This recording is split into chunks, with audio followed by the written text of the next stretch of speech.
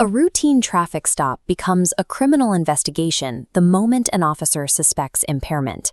This transition moves the encounter into criminal code jurisdiction, where police begin recording evidence specifically for use in a prosecution. Under Section 320.27 of the Criminal Code, a police officer has the authority to demand a roadside breath sample. They do not necessarily need to see you swerving or smell alcohol on your breath to make this demand. The officer will hand you an approved screening device and ask you to blow into it until it registers a reading. If that device detects a blood alcohol concentration at or above 80 milligrams per 100 milliliters of blood, you fail the test. This chart shows the mandatory minimum penalties for failing a breathalyzer next to the penalties for refusing. The blue bar represents a failure, and the red bar represents a refusal. The penalties for refusing are exactly the same, and sometimes even harsher.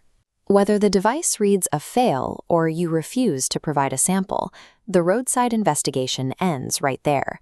You are immediately placed under formal arrest and detained by the officer. Your response to that single roadside demand dictates the entire trajectory of your case. Compliance means you face standard DUI processing, while a refusal guarantees an aggravated charge with heavy, immediate penalties, regardless of your actual sobriety. Once you are moved from the side of the road to the back of the police cruiser, the environment changes. This is the moment the officer is required to formally read you your charter rights. At this stage, the law requires you to provide specific identifying information. You must hand over your license, your vehicle registration, and your proof of insurance. Beyond that paperwork, Section 7 of the Charter of Rights and Freedoms guarantees your right to silence. This protects you from building the criminal case against yourself during a highly stressful arrest. This decision tree maps out exactly what you are required to do. The green path on the left shows the mandatory identifying documents you have to provide. The red path represents verbal testimony, like answering questions about how much you drank. You are not legally required to take that path. Invoking your right to counsel triggers a mandatory pause.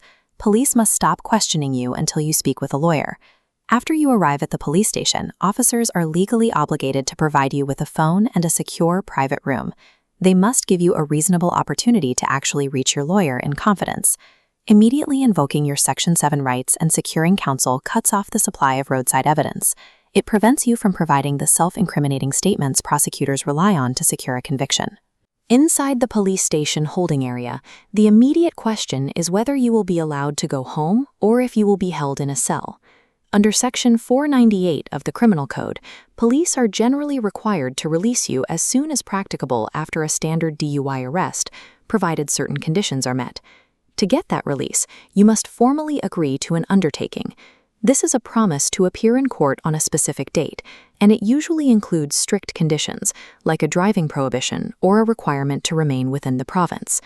This flowchart maps out the two potential paths after an arrest. The top path is that Section 498 release directly from the station. The bottom path shows what happens if the police deny your release. Your case escalates to a formal judicial interim release hearing, commonly known as a bail hearing, under Section 515. Police will hold you for a bail hearing if they have specific concerns, known as primary ground factors. These include doubts about your true identity, a need to preserve evidence, or fears that you might not show up to court. Your behavior at the time of arrest and your demonstrable ties to the community directly influence this outcome.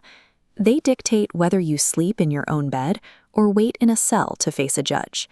A first-time DUI conviction carries a mandatory minimum penalty. This includes a heavy fine and an automatic driving prohibition that immediately strips you of your license. Prosecutors can choose to proceed with the charge as a summary conviction for standard cases or as an indictable offense. An indictable offense is the Canadian equivalent of a felony, carrying much steeper maximum sentences. For non-citizens, a conviction creates severe secondary legal consequences.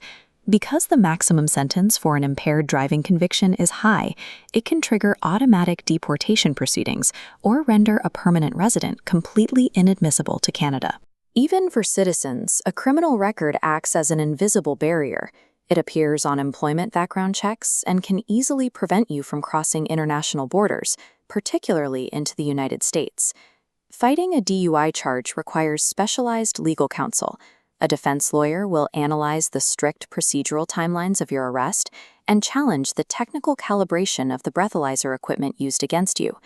A DUI arrest is a technical legal process where early procedural compliance and immediate legal representation are the primary means of protecting your liberty and your future.